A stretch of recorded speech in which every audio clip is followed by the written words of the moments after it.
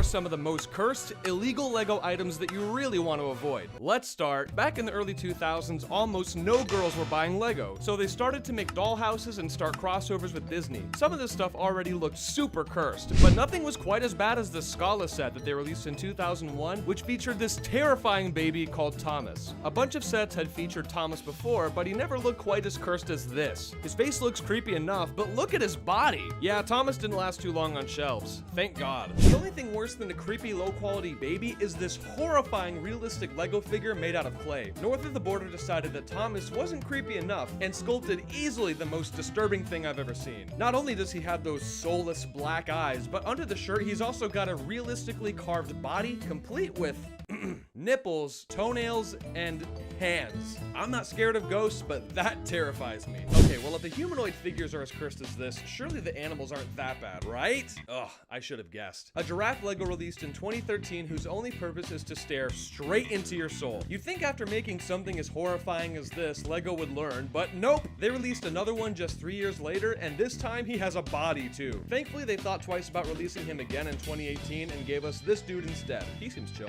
Aldar Beto is a very strange but completely real character from Star Wars, so obviously LEGO added it to their collection of figures back in 2000. But it looks like they completely forgot what the character looked like. It's made up of a few random bricks and looks more like a really messed up horse than a Glenfid pod race or whatever that is. The funniest thing is that even LEGO realized they got it completely wrong and just a year later released another version that somehow looks even stranger. Sure, they got the shape right this time, but come on. Did you know that back in 2001, LEGO actually did a collab with Nesquik? It only happened in New Zealand, Australia, and Germany, but I'll be honest, I'm glad we never got this collection because look at this thing. The bunny itself is creepy enough, but because this is a custom mask, there has to be something below.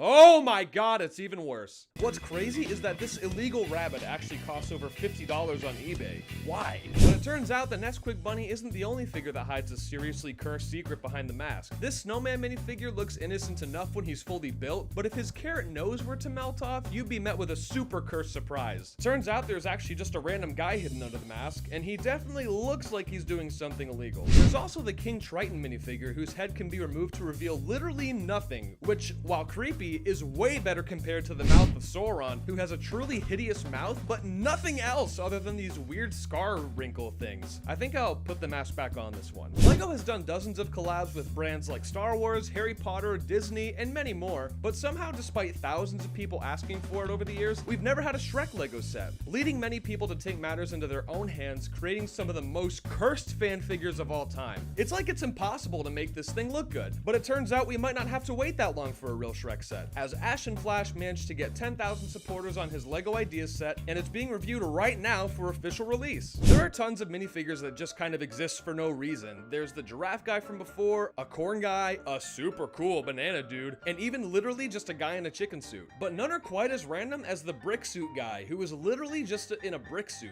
There's not much more to it. What is really fun about him though is that the brick is normal size and can be connected to other bricks to create a really funny effect. In fact, there's actually a whole series of these guys who can connect together, and that looks really sus. Sometimes the most cursed and illegal figures are the ones you build yourself, and this one is no exception. With 2 sets of legs, a 2x4 brick, a 2x3 plate, some smaller pieces for detail, and any torso you want, you can construct a LEGO Centaur that you can customize to look however you'd like. You can even add another guy riding it, or go one step further and create easily the worst thing I've ever seen. Ugh.